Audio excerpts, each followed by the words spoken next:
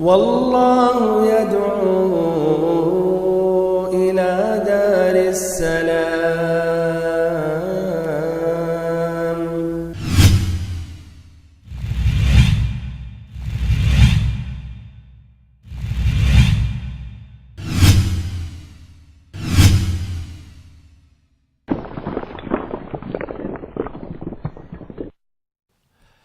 إن الحمد لله نحمده ونستعينه ونستغفره ونعوذ بالله من شرور أنفسنا ومن سيئات أعمالنا، من يهده الله فلا مضل له ومن يضلل فلا هادي له، وأشهد أن لا إله إلا الله وحده لا شريك له، وأشهد أن محمدًا عبده ورسوله. أما بعد، فإن خير الحديث كتاب الله، وخير الهدي هدي محمد صلى الله عليه وسلم، وشر الأمور محدثاتها، وكل محدثة بدعة، وكل بدعة ضلالة، وكل ضلالة في النار. اللهم علمنا ما ينفعنا وانفعنا بما علمتنا، وزدنا علما نافعا وعملا صالحا يا رب العالمین۔ محترم بھائیوں، معزز ساتھیوں، عزیز بچوں اور ہماری ماؤں اور بہنوں، اس غزوے میں، غزوہ تبوک میں تمام مسلمان یا تمام اہل مدینہ نبی پاک صلی اللہ علیہ وسلم کے ساتھ شریک رہے، کوئی بھی پیچھے نہ رہا، سوائے دو قسم کے لوگ پیچھے رہے۔ پہلے قسم وہ ضعیف، کمزور، جن کے پاس شرعی عذر تھا، جو نہ جا سکے۔ ایسے ہی دوسری قسم کے جو لوگ پیچھے رہے وہ تھے منافقین، بلکہ جن کے نفاق میں شک نہ ہو وہی پیچھے رہے۔ لیکن ان دونوں کے علاوہ، ان دونوں گروہوں کے علاوہ، تین صحیح الایمان، سچے اور پکے مسلمان، اللہ اور اس کے رسول سے محبت کرنے والے بھی پیچھے رہے۔ تب بھی اللہ رب العزت نے ان کی عزت و مرتبہ یا ان کی عزت و تکریم کرتے ہوئے قرآن مجید میں ان کے متعلق چند آیتیں نازل کیں اور واضح کیا کہ اللہ تعالیٰ نے ان کو بخش دیا، اور یہ آیتیں قیامت کی صبح تک تلاوت کی جائیں گی۔ ان کا یہ واقعہ کیا تھا؟ حقیقت میں ان کا یہ واقعہ نہایت ہی عجیب و غریب واقعہ ہے، یہاں تک کہ امام احمد بن حنبل رحمہ اللہ کے صاحبزادے عبداللہ کہتے تھے، یا انہوں نے کہا، ما رأیت ابی یبکی قط الا فی قصۃ کعب، کہ میں نے اپنے والد یعنی امام احمد کو کبھی روتے ہوئے نہیں دیکھا سوائے کعب ابن مالک کے اس قصے سے۔ یہ قصہ جب امام احمد پڑھتے تھے یا سنتے تھے تو رو پڑھتے تھے۔ ہمارے بھائیو، حقیقت میں اس واقعے میں بہت زیادہ عبرتیں ہیں اور بہت سے فائدے ہیں، جو انشاءاللہ اس واقعہ یا یہ واقعہ ذکر کرنے کے بعد آخری میں بیان کروں گا۔ تو لیجئے یہ واقعہ سماعت فرمائیں، جو خود کعب ابن مالک رضی اللہ عنہ نے تفصیل کے ساتھ بیان کیا، اور اس کی روایت امام بخاری اور امام مسلم نے کی۔ کعب ابن مالک رضی اللہ عنہ کہتے ہیں کہ میں نبی پاک صلی اللہ علیہ وسلم کے ساتھ پورے غزوے میں شریک رہا، کسی ایک غزوے میں بھی پیچھے نہ رہا، صرف اسی غزوہ تبوک میں پیچھے رہ گیا۔ ہاں، غزوہ بدر میں بھی میں پیچھے رہ گیا، لیکن اس غزوے میں جو شریک نہیں ہوئے ان کو کسی نے برا بھلا نہیں کہا، کسی نے ان کو عتاب نہیں کیا، اس لیے کہ نبی پاک صلی اللہ علیہ وسلم کا مقصد وہ لڑائی یا جہاد کرنا نہ تھا۔ اور کہتے ہیں کہ میں اس سے پہلے عقبہ کے موقع پر بھی شریک رہا، جو ہمارے نزدیک غزوہ بدر سے بھی بہتر ہے، اگرچہ لوگوں کے درمیان غزوہ بدر کی شہرت زیادہ ہے۔ کہتے ہیں کہ میں اس غزوے میں پیچھے رہا، جبکہ حقیقت میں اس وقت سب سے زیادہ طاقتور اور خوشحال تھا، جو اتنا طاقتور اور خوشحال پہلے کسی بھی موقع پر میں نہ تھا۔ پھر بیان کرتے ہیں، اس کی وضاحت کرتے ہیں، کہتے ہیں اس غزوے میں نبی صلی اللہ علیہ وسلم کے ساتھ مسلمانوں کی تعداد کافی تھی، یہاں تک کہ اس کی تحدید کرنا مشکل ہے، اس لیے کہ رجسٹر، دفتر وغیرہ نہ تھا جس سے یہ اندازہ یا جس کی تحدید کی جائے کہ کتنے لوگ شریک ہو رہے ہیں۔ اسی لیے جو آدمی پیچھے رہنا چاہتا تھا اس کو یہ خیال آتا تھا کہ اگر میں پیچھے رہ گیا تو کسی کو بھی ہمارے بارے میں علم نہیں ہوگا الا کہ اللہ رب العزت ہمارے متعلق وحی نازل کرے اور نبی صلی اللہ علیہ وسلم کو مطلع کرے۔ اور نبی صلی اللہ علیہ وسلم نے اس غزوے کا ارادہ کب کیا؟ جب سخت گرمی تھی اور ایسے ہی پھل پک گئے تھے اور لوگوں کو سائے کی تلاش ہونے لگی، اس وقت آپ صلی اللہ علیہ وسلم نے ارادہ کیا۔ میں بھی صبح سویرے اٹھتا تھا، میں بھی ارادہ کرتا تھا کہ میں بھی تیاری کر لوں، لیکن سبحان اللہ شام کا وقت ہو جاتا اور میں تیاری نہیں کر پاتا، یہاں تک کہ وقت قریب آ رہا تھا، صحابہ کرام تیاری کر رہے تھے اور میں ارادہ کر کے اٹھتا تھا کہ میں بھی تیاری کر لوں اور میں بھی اپنی سواری کو مہیا کر لوں اور میں بھی صحابہ کرام کے ساتھ میں بھی نکلوں، لیکن وقت چلا جاتا اور میں کچھ نہیں کر پاتا، یہاں تک کہ مسلمان نبی صلی اللہ علیہ وسلم کے ساتھ نکل پڑے تو میں نے کہا کوئی بات نہیں، 1 یا 2 دن بعد میں نکلوں گا اور ان کے ساتھ راستے میں جا ملوں گا۔ کہتے ہیں اس طرح یہ 2 دن بھی گزر گئے اور میں کچھ بھی نہیں کر سکا، یہاں تک کہ کافی دن گزر گئے اور یہ مسلمان صحابہ کرام کافی دور تک نبی صلی اللہ علیہ وسلم کے ساتھ چلے گئے۔ تب بھی میں نے ارادہ کیا اور سوچا کہ میں ان کے ساتھ مل لوں اور نکل پڑوں، چاہے تاخیری سے ان سے ملوں، تبوک ہی میں ملوں، اور کاش میں ایسا کرتا لیکن نہیں کر سکا، اس لیے کہ یہ سعادت ہمارے حق میں نہیں لکھی تھی۔ بہرحال کہتے ہیں اب میں نکل نہیں سکا۔ پھر اس کے بعد جب بھی میں لوگوں کے پاس جاتا یا لوگوں کے درمیان چل پھر کر دیکھتا تو ہمیں یا تو کمزور یا ضعیف جو معذور تھے وہ نظر آتے تھے یا وہ منافق نظر آتے تھے۔ 2 قسم کے لوگ نظر آتے تھے، جس کی وجہ سے مجھے کافی تکلیف اور کافی غم اور رنج پہنچتا تھا کہ یا تو معذور ہیں اور یا تو منافق ہیں، اور میں نے نبی صلی اللہ علیہ وسلم کو اور ان کے صحابہ کرام کو چھوڑ دیا اور ان کے ساتھ نہیں نکل سکا۔ کہتے ہیں نبی صلی اللہ علیہ وسلم نے ہمارے بارے میں راستے میں کہیں نہیں پوچھا، اور اتنی بڑی تعداد تھی اور کہاں تک سب کے بارے میں یعنی پوچھ سکتے ہیں یا سب سے واقف ہو سکتے ہیں۔ المہم جب تبوک پہنچے تو وہاں نبی صلی اللہ علیہ وسلم نے ہمارے بارے میں پوچھا، کہا ما فعل کعب بن مالک، کہ کعب ابن مالک رضی اللہ عنہ نے کیا کیا؟ تو بنو سلمہ کے کچھ آدمیوں نے یا بنو سلمہ کے کچھ آدمیوں نے کہا کہ اسے صحت و خوشحالی کی 2 چادروں نے روک رکھا، یعنی اشارہ کیا کہ دنیا کی طرف مائل ہو گئے ہیں، دنیا کی طرف راغب ہو گئے ہیں اور انہوں نے جہاد کرنا چھوڑ دیا یا پیچھے رہ گئے۔ اس پر معاذ رضی اللہ عنہ، معاذ بن جبل رضی اللہ عنہ نے کہا بئس ما قلت، تم نے نہایت ہی بری بات کہی، واللہ یا رسول اللہ ما علمنا علیہ الا خیرا، کہ اے اللہ کے نبی، اللہ کی قسم ہم کعب ابن مالک کے متعلق بہتر ہی اور اچھا ہی جانتے ہیں اور اچھا ہی گمان رکھتے ہیں، اور کعب میں بھلائی کے سوا کچھ بھی ہم نے نہیں دیکھا۔ بہرحال نبی صلی اللہ علیہ وسلم پھر خاموش ہو گئے۔ حضرت کعب ابن مالک رضی اللہ عنہ کہتے ہیں اب اس طرح نبی پاک صلی اللہ علیہ وسلم کا وقت آ گیا کہ آپ مدینہ واپس آئیں، تو ہم نے یہ سوچا، ہمارے دل میں یہ خیال آیا کہ میں بھی کوئی ایک بہانہ سوچ لوں، کوئی ایک حیلہ سوچ لوں، تاکہ جب نبی صلی اللہ علیہ وسلم آئیں گے تو میں انہیں یہ بہانہ، یہ حیلہ سنا دوں گا کہ اس کی وجہ سے اس لیے میں پیچھے رہ سکا اور آپ صلی اللہ علیہ وسلم پھر مجھے برا بھلا نہیں کہیں گے۔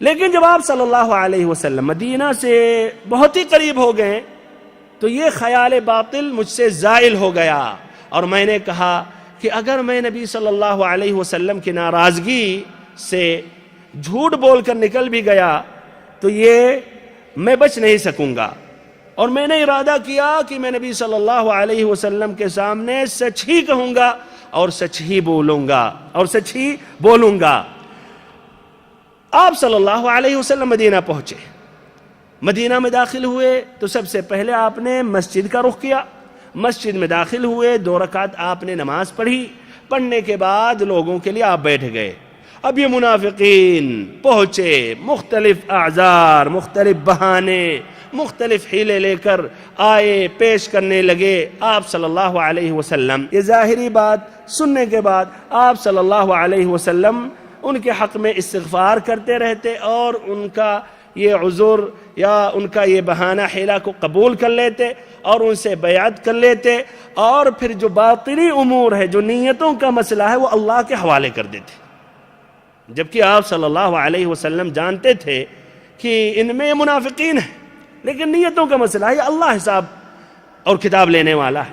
اسی لیے بھائیو، ہمیں کسی کے دل کے بارے میں، کسی کی نیت کے بارے میں فیصلہ کر لینا، حکم کرنا، یہ بہت ہی خطرناک بات ہے۔ نبی صلی اللہ علیہ وسلم جن کی تائید اللہ تعالیٰ وحی کے ذریعے کرتا تھا، تب بھی آپ صلی اللہ علیہ وسلم نے کیا؟ ان کو چھوڑ دیا ان کے حال پر، اور ان کی نیتوں کو مسئلہ جو تھا وہ اللہ کے حوالے کر دیا۔ بہرحال کہتے ہیں میں پہنچا تو آپ صلی اللہ علیہ وسلم نے مجھے دیکھا اور غصے سے آپ نے مسکرایا اور پھر کہا تعال الی ہاہنا یا تعال الی ہنا، کہ ہمارے پاس آؤ۔ کعب رضی اللہ عنہ کہتے ہیں میں نبی پاک صلی اللہ علیہ وسلم کے سامنے بیٹھا، پھر آپ نے سوال کیا کہ ما خلفک، تم کیوں پیچھے رہ گئے، کیوں ہمارے ساتھ نہیں نکلے؟ کیا تم نے ایک سواری نہیں خریدی تھی؟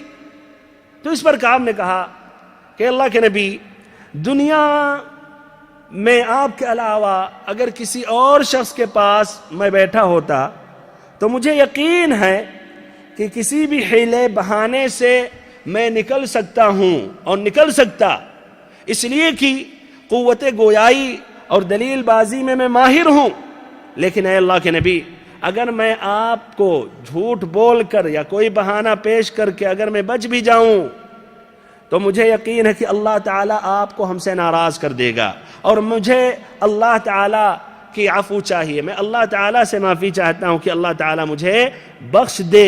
اسی لیے اللہ کے نبی، میں جو کہنے جا رہا ہوں وہ سچ بات ہے، اور حقیقت یہی ہے کہ ہمارے پاس کوئی عذر نہیں تھا، کوئی بھی عذر نہیں تھا، کوئی بھی وجہ جواز ہمارے پاس نہ تھا جس کی وجہ سے میں پیچھے رہا، اور میں جس وقت پیچھے رہا اس وقت طاقتور تھا، اس وقت میں صحت مند تھا، اس وقت میں خوشحال تھا، بلکہ اتنی خوشحالی، قوت اور ایسے ہی یہ سمجھیے ہمارے اندر جو استطاعت تھی اس سے پہلے اور کسی بھی موقع پر شاید اس طرح نہ تھا۔ آپ صلی اللہ علیہ وسلم نے کہا اما هذا فقد صدق فقم حتى يقضي اللہ فیک، کہ اس نے سچ بات کہی، اس نے سچ کہا تو کھڑے ہو جاؤ اور جاؤ انتظار کرو یہاں تک کہ اللہ رب العزت تمہارے بارے میں فیصلہ صادر فرمائے۔ کہتے ہیں کعب رضی اللہ عنہ میں وہاں سے کھڑا ہوا، واپس جانے لگا تو بنو سلمہ کے کچھ آدمیوں نے مجھے گھیر لیا اور وہ بھی ہمارے ساتھ چلنے لگے۔ پھر انہوں نے کہا کہ اے کعب، ہم اچھی طرح جانتے ہیں کہ آپ نے اس سے پہلے کوئی گناہ نہیں کیا ہے، آپ نے کسی بھی جرم کا ارتکاب نہیں کیا ہے، تم قاصر رہے کہ ایک کوئی بھی عذر یا کوئی بہانہ پیش کرو نبی صلی اللہ علیہ وسلم کے سامنے، تمہارے لیے نبی صلی اللہ علیہ وسلم کا استغفار کافی تھا، آپ صلی اللہ علیہ وسلم آپ کے حق میں استغفار کرتے اور آپ کے گناہ کی تلافی کے لیے یہی کافی ہو جاتا۔ کعب رضی اللہ عنہ کہتے ہیں انہوں نے اس قدر یہ ملامت بھیجی کہ میں نے ارادہ کیا، سوچا کہ میں نبی پاک صلی اللہ علیہ وسلم کے پاس واپس جاؤں اور کہوں کہ اے اللہ کے نبی، جو بات میں نے ابھی کہی وہ جھوٹ ہے۔ لیکن میں نے سوال کیا، اچھا یہ بتاؤ، یہ معاملہ جو پیش آیا ہے کیا کوئی اور بھی نبی صلی اللہ علیہ وسلم کے ساتھیوں کے ساتھ پیش آیا ہے؟ تو اس پر انہوں نے کہا کہ ہاں، دو اور حضرات ہیں جو مرارہ ابن الربیع یا مرارہ ابن الربیع العمری اور ایسے ہی ہلال ابن امیہ الواقفی رضی اللہ عنہما۔ تو کہتے ہیں جب نے یہ بات سنی اور کہا یہ حضرات تو غزوہ بدر میں بھی شریک رہے، تو ہم نے کہا یہ ہمارے لیے قدوہ حسنہ رہیں گے، ہم بھی انہی کے ساتھ ہم صبر کریں گے۔ اور میں نے کہا نہیں، میں نبی پاک صلی اللہ علیہ وسلم کے پاس واپس جا کر کوئی بہانہ یا کوئی عذر میں پیش نہیں کروں گا۔ کہتے ہیں اس طرح نبی صلی اللہ علیہ وسلم نے ہم سبھی سے بات چیت کرنے سے روکا، تمام مسلمانوں کو منع کر دیا کہ ان تینوں سے بات چیت نہیں کرنا. اس طرح یہ لوگ دور دور ہو گئے، یہ لوگ دور دور ہو گئے اور یہ لوگ بدل گئے، یہاں تک کہ یہ زمین بھیانک ہو گئی. یہ زمین اتنی وسعت کے باوجود یہ زمین تنگ ہو گئی، اور یہ زمین ایسی محسوس ہو رہی تھی کہ یہ اجنبی سرزمین ہے. بہرحال کہتے ہیں اسی حال پر ہم 50 دن تک رہے، 50 دن تک اسی کیفیت میں رہے، یعنی کوئی بات چیت نہیں کر رہا تھا. ہمارے جو 2 ساتھی تھے وہ تو گھر میں بیٹھ گئے اور رونے کے علاوہ ان کا اور کوئی کام نہ تھا. گھر میں بیٹھے بس صرف رو رہے تھے، تنہائی میں گھر میں بیٹھ کر رو رہے تھے کہ کس طرح انہوں نے اتنا بڑی غلطی کی ہے جس کے وجہ سے نبی صلی اللہ علیہ وسلم ناراض ہیں. اللہ رب العزت ہی اب ان کے بارے میں فیصلہ کرے گا.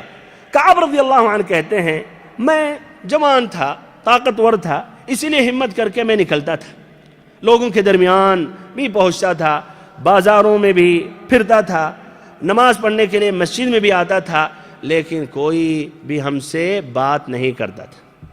ہمارے بھائیوں بہت ہی یہ آسان مسئلہ نہیں ہے. تصور کیجئے کہ آپ ایسے لوگوں کے ساتھ رہ رہے ہیں جو آپ ہی کے دین پر ہیں، آپ ہی کے مسلک پر ہیں، ہم زبان ہیں، اور بلکہ ایک ہی قبیلے کنبے ایک ہی خاندان کے ہیں، اور وہ آپ سے بات نہیں کر رہے. یعنی آپ بات کریں تو گویا وہ سن نہیں رہے ہیں، سلام کر رہے ہیں اس کا جواب نہیں مل رہا ہے، گویا آپ کا جسم اور جسد بس چل رہا ہے، اور شعور، عقل، سوچ یہ سب الگ ہے، یہ دوسری جگہ ہے. یہ ہمارے بھائیوں آسان نہیں تھا. بہرحال کہتے ہیں کہ میں مسجد میں بھی جاتا، نبی پاک صلی اللہ علیہ وسلم جب نماز سے فارغ ہو جاتے اور اپنے ساتھیوں کے ساتھ بیٹھے ہوتے تو میں جا کے آپ صلی اللہ علیہ وسلم سے قریب کھڑے ہو کر نماز پڑھتا اور آپ کی طرف دیکھتا رہتا.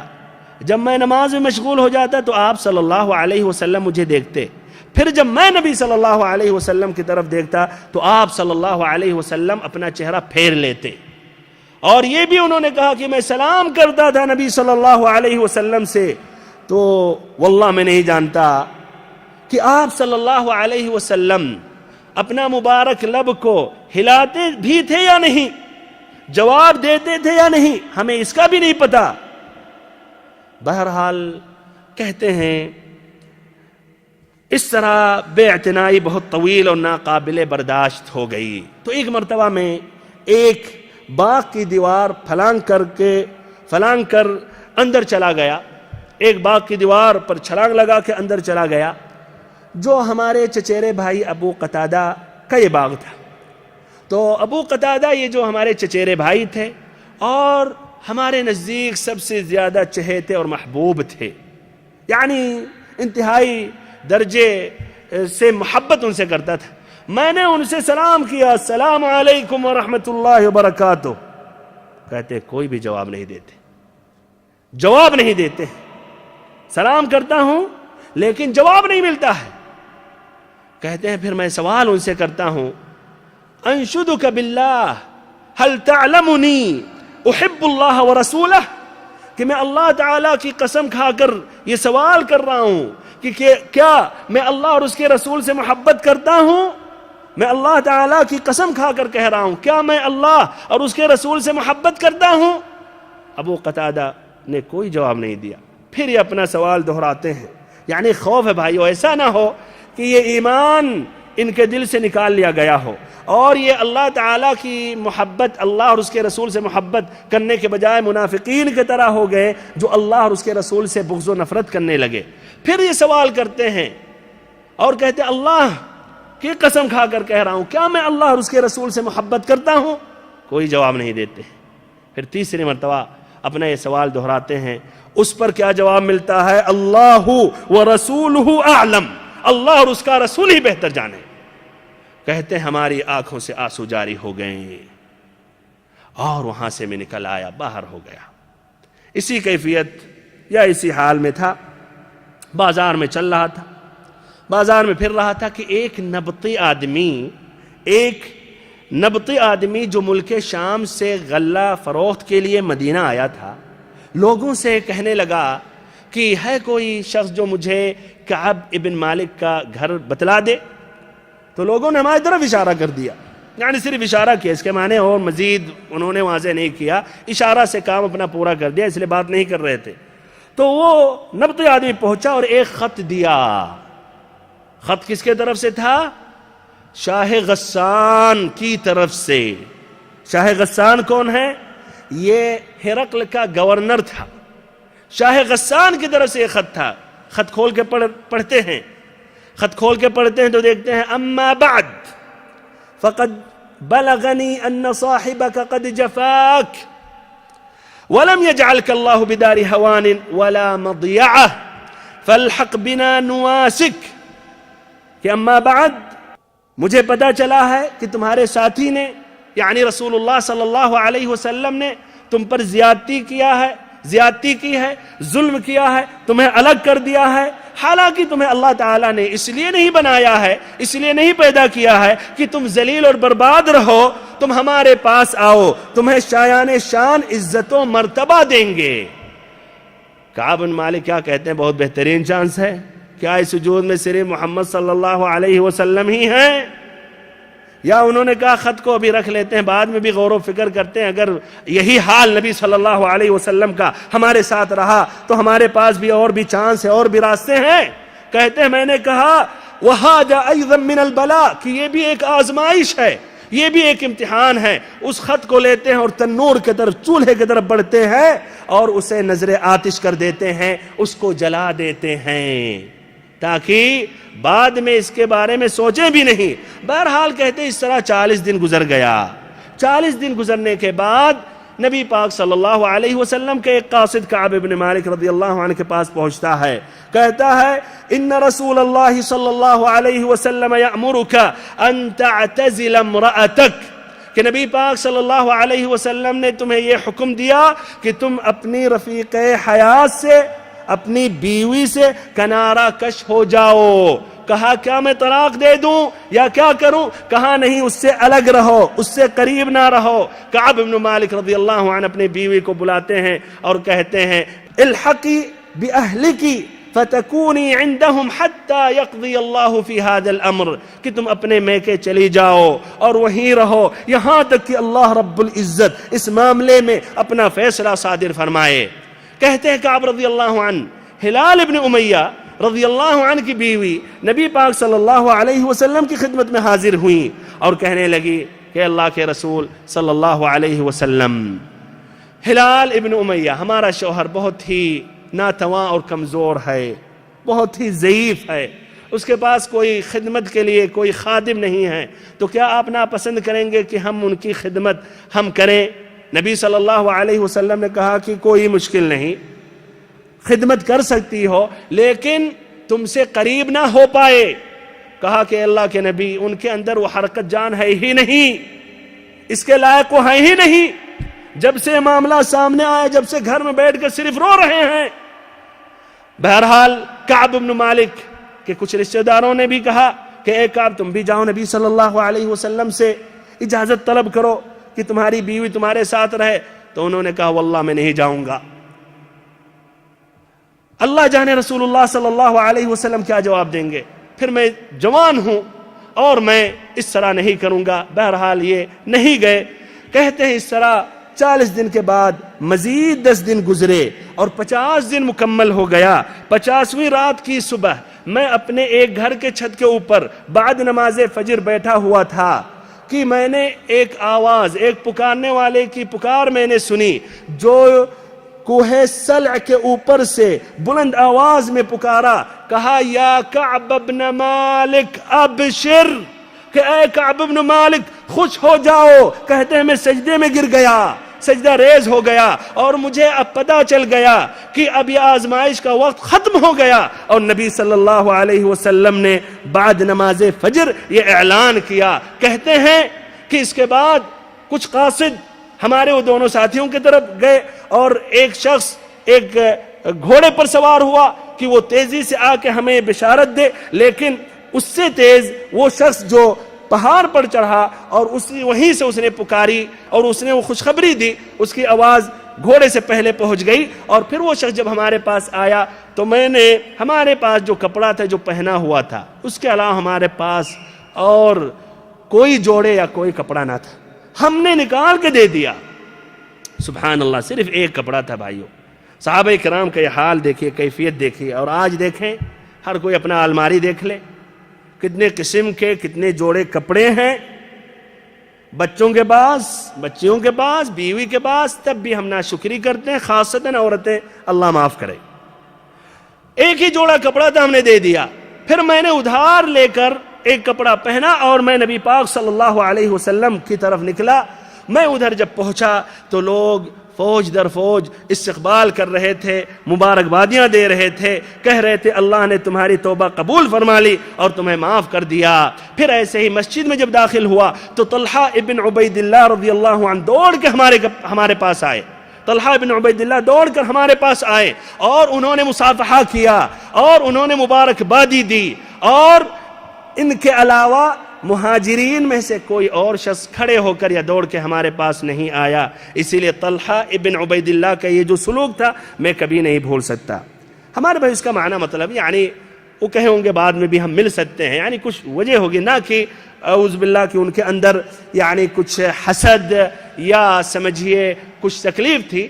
ہو سکتا ہے وہ نبی صلی اللہ علیہ وسلم کی مجلس میں تھے تو انہوں نے مناسب سمجھا کہ ہم نبی صلی اللہ علیہ وسلم ہی کے ساتھ بیٹھے رہیں اور بعد میں ہم ان سے مل سکتے ہیں۔ بہرحال کچھ نہ کچھ اس کے اندر ایک سبب یا اس کا ایک جواب ہوگا۔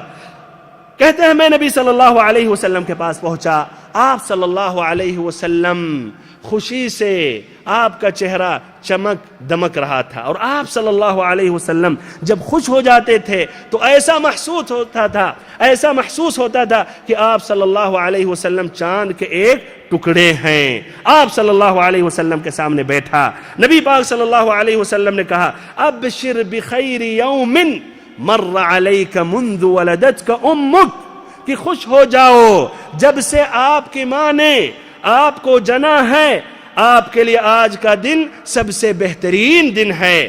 کعب بن مالک کہتے ہیں اے اللہ کے نبی، یہ معافی آپ کی طرف سے ہے یا اللہ تعالیٰ کی طرف سے؟ کہا نہیں، یہ اللہ تعالیٰ کی طرف سے ہے۔ کعب بن مالک کہتے ہیں اس توبہ کی خوشی میں میں چاہتا ہوں کہ ہمارے پاس جتنا مال ہے وہ اللہ کے لیے اور رسول اللہ صلی اللہ علیہ وسلم کے لیے صدقہ کر دوں۔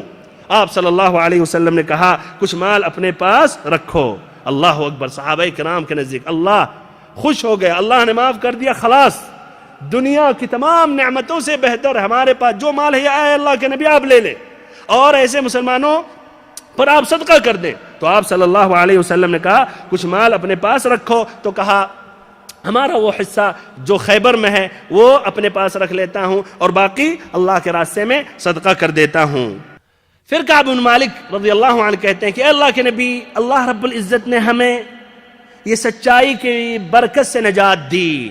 پھر اللہ تعالیٰ نے ان کے متعلق بھائیوں یہ آیت کریمہ نازل کی، یعنی ان تینوں حضرات سے پہلے غزوہ تبوک میں جو شریک تھے اللہ تعالیٰ نے ان کی فضیلت بیان کی، پھر ان کے بعد ان تینوں حضرات کی فضیلت بیان کی۔ فرمایا رب العزت نے لَقَدْ تَابَ اللَّهُ عَلَى النَّبِيِّ وَالْمُهَاجِرِينَ وَالْأَنصَارِ الَّذِينَ اتَّبَعُوهُ فِي سَاعَةِ الْعُسْرَةِ من بعد ما كاد يزيغ قلوب فريق منهم ثم تاب عليهم إنه بهم رؤوف رحيم وعلى الثلاثة الذين خلفوا حتى إذا ضاقت عليهم الأرض بما رحبت وضاقت عليهم أنفسهم وظنوا أن لا ملجأ من الله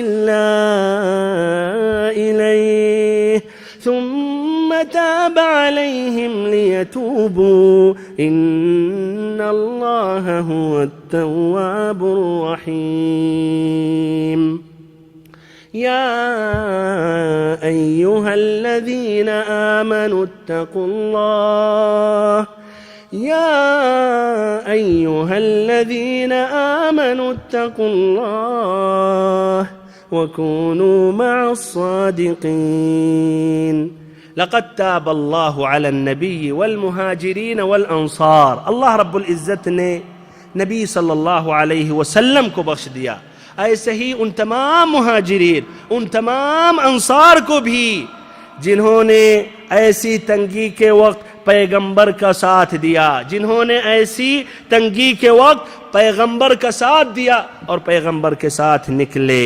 من بعد ما کاد یزیغ قلوب فریق منہم، بعد یہ کہ ان میں سے ایک گروہ کو دلوں میں کچھ تزلزل ہو چلا تھا۔ ثم تاب علیہم انہ بہم رؤوف الرحیم، پھر اللہ نے ان کے حال پر توجہ فرمائی، اللہ نے ان کے گناہوں کو بخش دیا، بلا شبہ اللہ تعالی ان سب پر بہت ہی مہربان اور شفیق ہے۔ وعلی الثلاثة الذین خلفوا، اور ایسے ہی ان تینوں حضرات پر بھی جن کے معاملہ جو تھا، جن کا معاملہ مؤخر کر دیا گیا تھا، جن کا معاملہ ملتوی کر دیا گیا تھا۔ حتی اذا ضاقت علیہم الارض بما رحبت، یہاں تک کہ جب زمین اپنی فراخی کے باوجود تنگ ہونے لگی اور وہ خود اپنی جان سے تنگ آ گئے، وَظَنُّوا أَن لَّا مَلْجَأَ مِنَ اللَّهِ إِلَّا إِلَيْهِ ثُمَّ تَابَ عَلَيْهِمْ لِيَتُوبُوا، اور انہوں نے سمجھ لیا کہ اللہ سے کہیں پناہ نہیں مل سکتی بجز اس کے کہ اس کی طرف رجوع کیا جائے، پھر ان کے حال پر توجہ فرمائی تاکہ وہ آئندہ بھی توبہ کر سکیں۔ ان اللہ هو التواب الرحیم، کہ اللہ رب العزت بہت توبہ قبول کرنے والا، بہت توبہ قبول کرنے والا، بڑا رحم والا ہے۔ یا ایھا الذین آمنوا اتقوا اللہ، اے ایمان لانے والو اللہ تعالیٰ سے ڈرو، وکونوا مع الصادقین، اور سچ لوگوں کے ساتھ رہو اور سچوں کے ساتھ رہو۔ ہمارے بھائیو، یہ اللہ تعالیٰ نے یہ آیتیں یا 3 آیتیں نازل کی، ان حضرات صحابہ کرام کے متعلق ان کی فضیلت بیان کی، اور پھر کعب رضی اللہ عنہ کہتے ہیں وہ منافقین جو مختلف اعذار بہانے پیش کیے، جو اپنے آپ کو خوش نصیب سمجھ رہے تھے، اللہ تعالیٰ نے ان کے ساتھ ان کی رسوائی کی، اللہ تعالیٰ نے ان کی مذمت کی اور ان کے ساتھ برے الفاظ اللہ تعالیٰ نے نازل کیا۔ فرمایا رب العزت نے ان کے متعلق، سَيَحْلِفُونَ بِاللَّهِ لَكُمْ إِذَا انقَلَبْتُمْ إِلَيْهِمْ لِتُعْرِضُوا عَنْهُمْ فَأَعْرِضُوا عَنْهُمْ إِنَّهُمْ رِجْسٌ وَمَأْوَاهُمْ جَهَنَّمُ جَزَاءً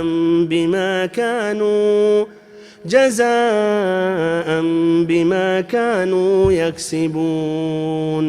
سَيَحْلِفُونَ بِاللَّهِ لَكُمْ إِذَا انقَلَبْتُمْ إِلَيْهِمْ، جب آپ ان کے پاس جائیں گے تو یہ قسمیں کھائیں گے، واللہ العظیم، اللہ کی قسم، قسمیں کھائیں گے کہ انہیں ان کی حالت پر چھوڑ دو۔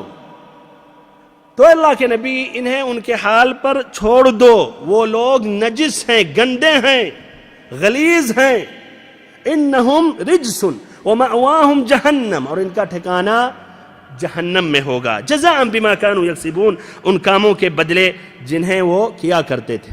یحلفون لکم، وہ قسمیں کھائیں گے، اللہ کی قسمیں کھائیں گے تاکہ تم راضی ہو جاؤ، لترضوا عنہم فإن ترضوا عنہم، اگر تم لوگ راضی بھی ہو جاؤ، فإن اللہ لا يرضى عن القوم الفاسقین، تو اللہ رب العزت ایسے فاسق لوگوں سے راضی نہیں ہوگا، ایسے فاسق لوگوں سے راضی نہیں ہوتا۔ ہمارے بھائیوں اور بہنوں، یہ تھا ان 3 حضرات کا یہ واقعہ۔ اب تیزی سے یہ ذکر کر رہا ہوں کہ غزوہ تبوک کے نتائج کیا تھے، پھر ایسے ہی اس سن یعنی 9 ہجری کے اہم حادثے کیا تھے، اہم واقعات کیا تھے، پھر اس کے بعد جو اہم فائدے ہیں اس قصے سے وہ ذکر کروں گا۔ اس غزوے کا اثر یہ تھا کہ اچھی طرح تمام لوگوں کو واضح ہو گیا کہ اب جزیرہ عرب میں اسلام، دین اسلام کے علاوہ کسی اور دین کی گنجائش نہیں، اب اس جزیرہ عرب میں اسلامی قوت اور طاقت کے علاوہ کسی اور طاقت کی گنجائش باقی نہیں۔ پھر ایسے ہی وہ جاہلین اور منافقین کی جو بچی کھچی آرزویں اور امیدیں تھیں، وہ تمام آرزویں اور امیدیں ختم ہو گئیں کہ اب وہ مایوس ہو جائیں۔ اسی لیے اللہ رب العزت نے شدید الفاظ میں ان منافقین کی جو نیتیں ہیں، خباثتیں ہیں، ان کے جو برے مقاصد ہیں، اللہ تعالیٰ نے واضح کیا، یہاں تک کہ ان کو بالکل ننگا کر دیا۔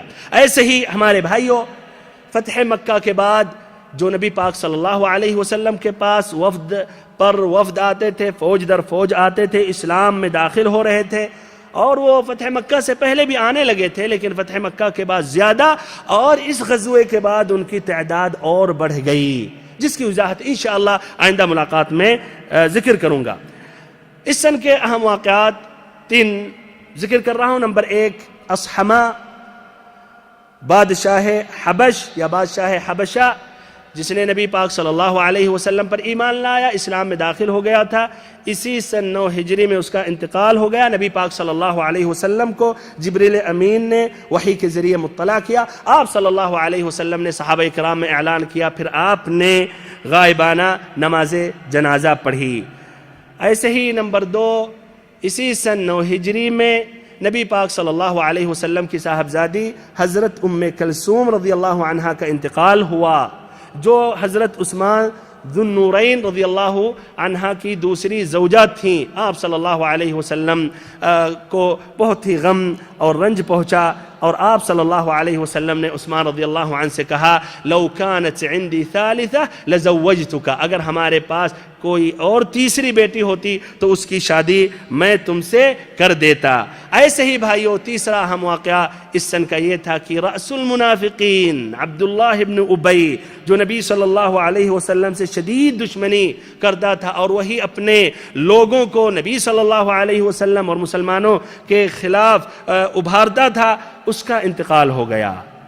نبی پاک صلی اللہ علیہ وسلم نے، دیکھیے نبی صلی اللہ علیہ وسلم کی رحمت، آپ نے تب بھی اس کے حق میں دعائے مغفرت کی، اور آپ نے نماز جنازہ بھی پڑھی، جبکہ عمر رضی اللہ عنہ نے مخالفت کی اور کہا کہ اللہ کے نبی ایک منافق پر نماز پڑھ رہے ہیں، تب بھی آپ صلی اللہ علیہ وسلم نے نماز پڑھائی۔ لیکن اللہ تعالیٰ نے بعد میں قرآن مجید کی آیت کریمہ نازل کی، وَلَا تُصَلِّ عَلَىٰ أَحَدٍ مِّنْهُمْ مَاتَ أَبَدًا وَلَا تَقُمْ عَلَىٰ قَبْرِهِ إِنَّهُمْ كَفَرُوا بِاللَّهِ وَرَسُولِهِ وَمَاتُوا وَهُمْ فَاسِقُونَ، کہ ان منافقین میں سے کسی بھی منافق کی آپ نماز نہ پڑھائیں، نماز جنازہ نہ پڑھیں، نہ اس کی قبر کے پاس آپ کھڑے رہیں، یعنی اس کے حق میں آپ دعا کریں، اس لیے کہ انہوں نے اللہ اور اس کے رسول کا انکار کیا، کفر کیا، اور یہ فسق و فجور کی حالت میں ان کا انتقال اور ان کی موت ہوئی۔ ہمارے بھائیوں اور محترم ساتھیوں، اب یہ جو کعب ابن مالک رضی اللہ عنہ اور ان کے دونوں ساتھیوں کا جو واقعہ ہے، اس سے جو اہم فائدے ہیں وہ بیان کر رہا ہوں۔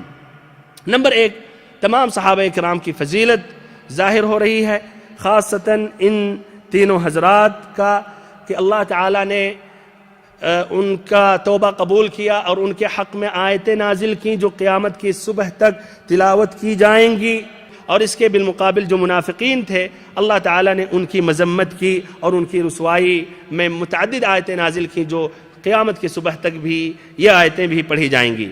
دوسرا سبق یہ ہے کہ ایک مسلمان کو اپنے دوسرے مسلمان بھائی کے متعلق حسن ظن اور اچھا گمان رکھنا چاہیے۔ یہ فائدہ کہاں سے ہم اخذ کرتے ہیں؟ جب نبی صلی اللہ علیہ وسلم نے کعب ابن مالک کے بارے میں سوال کیا تو بنو سلمہ کے کچھ آدمیوں نے کیا کہا کہ صحت و خوشحالی کی 2 چادروں نے کعب ابن مالک کو روک لیا، تو اس پہ معاذ رضی اللہ عنہ نے کہا تم لوگوں نے بہت بری بات کہی، اللہ کی قسم ہم کعب کے بارے میں اچھا ہی گمان رکھتے ہیں۔ جب تک آدمی کا ظاہر بھائیو خیر اور بھلائی ہے تو پھر کیوں ہم سوء ظن رکھیں؟ اللہ تعالیٰ نے قرآن مجید میں ہم مسلمانوں کو وصیت کرتے ہوئے ان باتوں کی تأکید اور ترغیب دلائی۔ فرمایا رب العزت نے، یا ایہا الذین آمنوا اجتنبوا کثیرا من الظن إن بعض الظن إثم ولا تجسسوا ولا يغتب بعضكم بعضا أيحب أحدكم أن يأكل لحم أخيه ميتا فكرهتموه واتقوا الله إن الله تواب رحيم. اے ایمان لانے والو، اجتنبوا كثيرا من الظن، بہت سے بدگمانیوں سے بچو. ان بعض الظن اثم، بعض بدگمانیاں یہ گناہ ہوتی ہیں. ولا تجسسوا، جاسوسی مت کرو کہ کوئی اپنے گھر میں کیا کر رہا ہے، اپنے کمرے میں کیا کر رہا ہے، مسجد سے جب جاتا ہے تو پھر وہاں کیا کرتا ہے. ولا تجسسوا ولا يغتب بعضكم بعضا، ایک دوسرے کی غیبت مت کرو، پیٹھ پیچھے برائی مت کرو.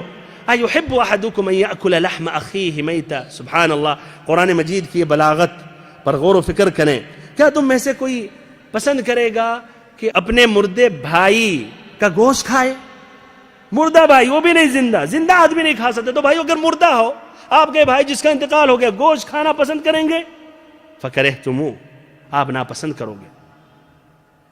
واتقوا اللہ، اللہ تعالیٰ سے ڈرو. ان اللہ تواب الرحیم، اللہ رب العزت بہت توبہ قبول کرنے والا، نہایت ہی مہربان ہے. ایسے ہی صحیح امام بخاری اور امام مسلم کی روایت ہے، حضرت ابو ہریرہ رضی اللہ عنہ سے مروی، آپ صلی اللہ علیہ وسلم نے فرمایا ایاکم والظن فإن الظن اکذب الحدیث، کہ خبردار بچو بدگمانیوں سے، سوء ظن سے، اس لیے کہ یہ سوء ظن، بدگمانی سب سے بری اور سب سے جھوٹی بات ہوتی ہے. مسند امام احمد کی ایک روایت ہے جو اسماء بنت ابی یزید سے مروی ہے. نبی پاک صلی اللہ علیہ وسلم فرماتے ہیں من ذب عن عرض اخیہ بالغیبہ کان حقا علی اللہ تعالی ان یعتقہ من النار، جس نے اپنے بھائی کی عزت و آبرو کی دفاع کی اس کی عدم موجودگی میں، تو اللہ رب العزت اسے جہنم سے آزاد کر دیتا ہے، یعنی جہنم میں نہیں جائے گا.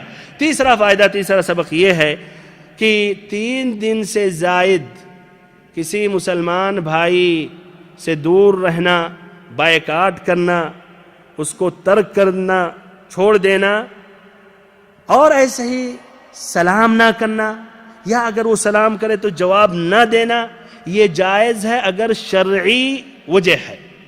اگر کوئی شرعی وجہ ہے تو جائز ہے. جیسے کہ اگر کسی بدعت میں واقع ہوا ہے، نصیحت کرنے کے باوجود اس بدعت پر ثابت قدم ہے، یا ایسے ہی فسق و فجور ظاہر ہے، تو ایسے شخص سے 3 دن سے زائد بھی آپ حجر، قطع تعلق، قطع کلامی، بائیکاٹ کر سکتے ہیں. لیکن اگر ایسے اسباب نہیں ہے تو 3 دن سے زائد بھائیو قطع تعلق، بائیکاٹ کرنا حرام و ناجائز ہے.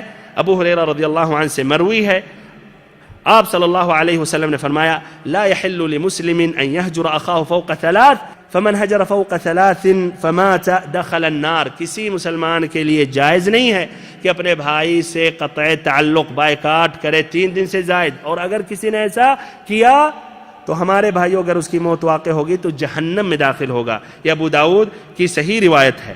چوتھا سبق اور فائدہ یہ ہے سچائی کی اہمیت، صدق اور سچائی کی اہمیت اور فضیلت، اور اس کے بالمقابل جھوٹ اور جھوٹ بولنے کی مذمت. اور یہ سچائی یہ مومنین کی علامت ہے، اور جھوٹ بولنا یہ منافقین کا شعار اور ان کی علامت ہے.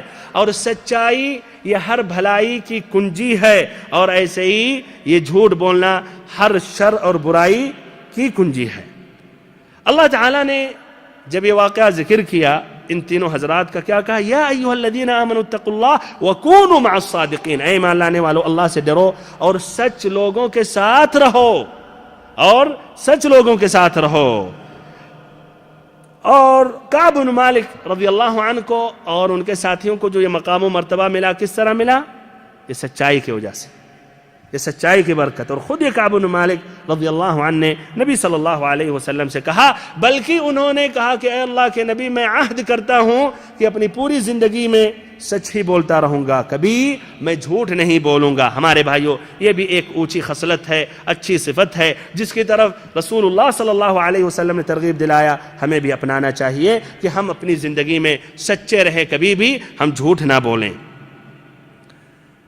صحیح امام مسلم کی روایت ہے، سہل ابن حنیف رضی اللہ عنہ سے مروی ہے، یا سہل ابن حنیف رضی اللہ عنہ سے، کہ نبی پاک صلی اللہ علیہ وسلم نے فرمایا، من سأل الشهادة بصدق بلغه الله منازل الشهداء وإن مات على فراشه، کہ جو سچے دل سے اللہ تعالیٰ سے شہادت کے لیے سوال کرتا ہے کہ اللہ تعالیٰ اس کو اللہ کے راستے میں شہید کرے، تو اللہ تعالیٰ اس کو شہیدوں کا مقام و مرتبہ عطا کرتا ہے، اگرچہ اس کی موت اس کے بستر ہی پر کیوں نہ ہو. تو یہ دیکھیے سچائی ہے، یہ صدق ہے. پانچواں فائدہ، اللہ تعالیٰ کی رحمت بہت ہی وسیع ہے، اور اللہ رب العزت توبہ کرنے والوں کا توبہ قبول کرتا ہے. اور ایسے ہی بندے کا سب سے بہتر اور افضل دن وہ دن ہے، یا وہ دن ہوتا ہے جس میں اللہ تعالیٰ اس کا توبہ قبول کر لیتا ہے اور اللہ تعالیٰ بخش دیتا ہے. اور اللہ رب العزت بندے کے توبہ سے بہت زیادہ خوش ہوتا ہے، بلکہ بندے سے زیادہ اللہ رب العزت اس کے توبہ پر خوش ہوتا ہے، جس طرح کی یہ حدیث میں ہے. اللہ رب العزت نے فرمایا، قل یا عبادی الذین اسرفوا علی انفسہم لا تقنطوا من رحمت اللہ ان اللہ یغفر الذنوب جمیعا انہ هو الغفور الرحیم. کہ اللہ کے نبی آپ کہہ دیں ہمارے بندوں سے. کون سے بندوں سے؟ وہ دیندار، متقی، پرہیزگار، نمازی، روزے والے نہیں، جنہوں نے گناہوں میں سبقت حاصل کیا، اپنے اوپر ظلم کیا، اسراف کیا، حد سے تجاوز، حد سے آگے بڑھ گئے، کہ اللہ تعالیٰ کی رحمت سے مایوس نہ ہو. اللہ اکبر. یہ بھائیو، سب سے زیادہ امید والی آیت قرآن مجید کی یہی آیت ہے. تصور کیجئے، اولاً یا عبادی کا لفظ ہے، اس میں شفقت اور رحمت ہے، کہ اللہ کے نبی ہمارے بندوں سے کہہ دیں. یہ نہیں کہ مسلمانوں سے کہہ دیں، لوگوں سے کہہ دیں، ہمارے بندوں سے کہہ دیں. اس میں شفقت اور رحمت ہے. اور الذین اسرفوا علی انفسہم، جنہوں نے اسراف کیا، حد سے تجاوز، یہ نہیں کہ صرف معمولی گناہ کیا، یعنی بڑے بڑے بھیانک قسم کے گناہوں کا ارتکاب کیا انہوں نے. اسرفوا علی انفسہم، بہت زیادہ اپنے نفس پر انہوں نے ظلم کیا، تجاوز کیا. لا تقنطوا من رحمت اللہ. نمبر 3، اللہ کی رحمت سے مایوس نہ ہو. اللہ کی رحمت سے مایوس نہ ہو. نمبر 4، ان اللہ، تأکید کے ساتھ، ان اللہ، بے شک اللہ رب العزت، یغفر الذنوب، پورے گناہوں کو بخش کرے گا، پورے گناہوں کو بخشے گا. ہو سکتا ہے کسی کے ذہن میں اب تک یہ بات مکمل طور پر نہ سمجھ میں آئی اور کہا نہیں میں نے، لیکن ایک گناہ جو کیا تھا اس سال میں یا اس وقت، شاید وہ اللہ معاف نہیں کرے گا. اللہ تعالیٰ نے کہا ان اللہ یغفر الذنوب جمیعا، سارے گناہوں کو بخش دے گا، جمیعا، مستثنا نہیں ہے، کوئی بھی گناہ مستثنا نہیں ہے. پھر بھائیو مزید تاکید، انہو، بے شک وہ رب العزت، هو الغفور، مغفرت کرنے والا، بخشنے والا، رحیم، نہایت ہی مہربان ہے. اور کیا چاہیے بھائیو؟ تو بھائیو ہمیں چاہیے ہم سبقت حاصل کریں، توبہ کریں، تاخیر بھی نہ کریں. اگر اللہ تعالیٰ کی یہ رحمت اتنی وسیع ہے تو اس کا معنی مطلب نہیں کہ ہم پھر اطمینان سے بعد میں کرتے رہیں، اس لیے انسان محروم ہو سکتا. چھٹواں فائدہ، یا اس سے پہلے صحیح امام بخاری امام مسلم کی وہ مشہور حدیث ہے جو ابو سعید الخدری رضی اللہ عنہ سے مروی ہے. وہ بنو اسرائیل کا ایک واقعہ جو نبی صلی اللہ علیہ وسلم نے ذکر کیا تھا. بنو اسرائیل کا ایک واقعہ جو نبی صلی اللہ علیہ وسلم نے ذکر کیا تھا، جس نے 99 آدمیوں کو قتل کیا تھا. 99 آدمیوں کو قتل کیا تھا. قتل کرنا بہت بڑا جرم ہے، بلکہ شرک اور کفر کے بعد کہہ سکتے ہیں کہ یہ قتل کرنا ہے، ناجائز، بغیر حق کسی کو قتل کرنا. 99 آدمیوں کو قتل کیا تھا. پھر نادم ہوا، لوگوں سے کہا کہ اس زمانے میں جو سب سے عالم ہیں، سب سے زیادہ علم رکھنے والا ہے، اس کے بارے میں بتاؤ۔ لوگوں نے بتایا، لیکن وہ عبادت گزار تھا، عالم نہیں تھا۔ اس کے پاس پہنچا تو کہا کہ میں نے 99 آدمیوں کو قتل کیا، کیا اگر میں توبہ کروں اللہ تعالیٰ سے مغفرت طلب کروں تو کیا اللہ تعالیٰ معاف کر دے گا؟ اس نے کہا 99 کو قتل کیا ہے تم نے، اور پھر ابھی بھی اللہ کی رحمت پر امید ہے، جاؤ تمہارا گناہ معاف نہیں ہوگا۔ تو اس نے غصے میں آ کر ایک اور پورا کر دیا، 99 پر کیوں یہ رقم عدد رکا رہے، سینکڑے میں داخل ہو جائے، اس کو بھی پورا کر دیا، اس کا بھی کام تمام کر دیا، اس طرح 100 آدمی کو قتل کر دیا۔ پھر پوچھا، ابھی بھی مایوس نہیں ہوا۔ بہرحال اس بار ایک صحیح آدمی کے پاس انہوں نے پہنچایا، اس سے سوال کیا کہ میں نے 100 آدمیوں کو قتل کیا ہے اور میں اللہ تعالیٰ کی طرف رجوع کرنا چاہتا ہوں، رجوع ہونا چاہتا ہوں، کیا اللہ تعالیٰ مجھے بخشے گا؟ کہا وَمَا الَّذِي يَحُولُ بَيْنَكَ وَبَيْنَ التَّوْبَةِ، کون تمہارے اور توبہ کے درمیان رکاوٹ بن سکتا؟ کون سی چیز حاجز حائل ہو سکتی؟ اللہ اور اللہ کے بندے کے درمیان کوئی بھی چیز، کسی کا واسطہ نہیں ہے۔ ادعونی استجب لکم، مجھ سے دعا مانگو تمہاری دعا قبول ہوگی۔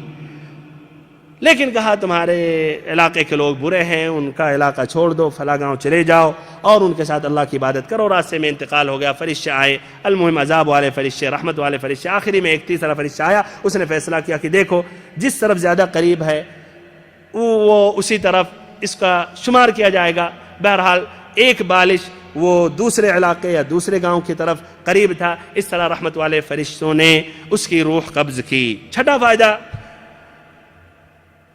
اللہ رب العزت کے راہ میں صدقات و خیرات کرنا چاہیے توبہ کرنے کے بعد، بلکہ توبہ قبول ہونے کی یہ علامت ہے کہ انسان یعنی اللہ کے راستے میں صدقات اور خیرات کرے، جس طرح کعب ابن مالک رضی اللہ عنہ نے کیا۔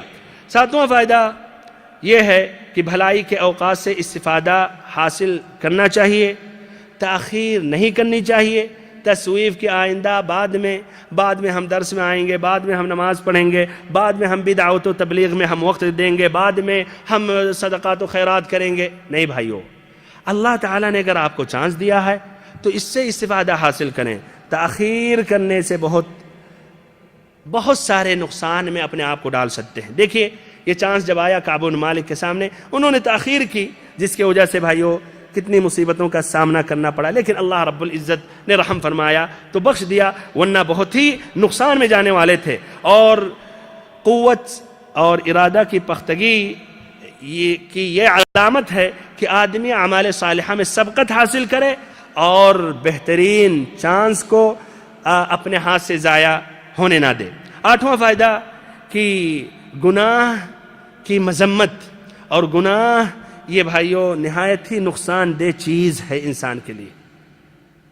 تو دیکھیے یہ تینوں حضرات کے بارے میں الحسن البصری رحمہ اللہ کہتے ہیں کہ یہ تینوں حضرات نے نہ کسی کو قتل کیا تھا، نہ انہوں نے بدکاری کی تھی، نہ کسی پر ظلم کیا تھا، تب بھی کس قدر وہ نادم رہے اور کس طرح زمین اپنی وسعت کے باوجود تنگ ہو گئی اور خود ان کی جان تنگ ہو گئی۔ تو بھائیو، ہمارے وہ مسلمان جو گناہوں میں دن اور رات میں ایک دوسرے سے سبقت حاصل کرتے ہیں، ان کو کس طرح ڈرنا چاہیے؟ ان کے لیے زمین کیوں نہیں تنگ ہو رہی ہے؟ کیوں نہیں احساس کر رہے ہیں؟ اور کیوں نہ اپنی اس جان کو یہ برا بھلا کہہ رہے ہیں اور اس کی مذمت کر رہے ہیں اور پھر اللہ تعالیٰ کی طرف رجوع کر رہے ہیں؟ نواں فائدہ کہ ایک قائد کو چاہیے اپنے سپاہیوں کو رعایا کے بارے میں سوال کرے اور ان کا خیال کرے، ان کے بارے میں پوچھ تاچھ کرے۔